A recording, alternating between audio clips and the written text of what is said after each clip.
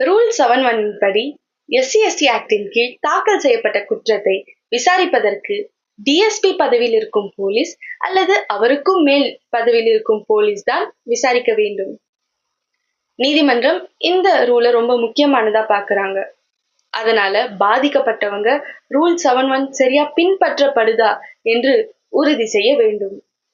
ஏனென்றால் rule 7(1) பின்பற்றுவதிலிருந்து தவறிவிட்டால் accused இதனை காரணமா காட்டி விசாரணை எந்த நிலையில் இருந்தாலும் அவங்களுக்கு சாதகமா குற்றத்திலிருந்து விடுவிக்கப்பட்டு விடுவார்கள். அதனால் ஆய்வு அதிகாரி ரூல் 7(1) படி நியமிக்கப்படவில்லை என்றால் அக்யூஸ்ட்க்கு எதிராக எடுக்கப்பட்ட ப்ரொசீடிங்ஸ் எந்த நிலையில் இருந்தாலும் நீதிமன்றம் அதனை வெற்றிகரமாக குவாஷ் செய்துவிடும். FIR ஃபைல் பண்ண பிறகு ரூல் 7(1) கடைபிடிக்கவில்லை என்று தெரிய வந்தால் நீதிமன்றம் FIR-ஐ குவாஷ் செய்துவிடும்.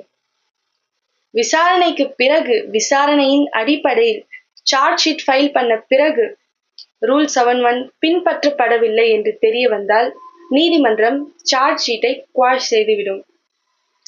சார்ஜ் ஷீட்டின் அடிப்படையில் கேஸ் ட்ரையல் ப்ரொசீடிங்ஸ் வரைக்கும் சென்ற பிறகு ரூல் 7(1) பின்பற்றப்படவில்லை என்று தெரிய வந்தால் நீதிமன்றம் அதனை குவாஷ் செய்துவிடும். அது மட்டுமன்றி அக்யூஸ்ட் குற்றவாளி என்று நிரூபணமான பிறகு நீதிமன்றம் ரூல் 7(1) பின்பற்றப்படவில்லை என்று தெரிய வந்தால் மேல்முறையீட்டில் அக்யூஸ்ட் இதனை காரணமா காட்டி சாற்றப்பட்ட குற்றத்திலிருந்து விடுதலை பெற முடியும்.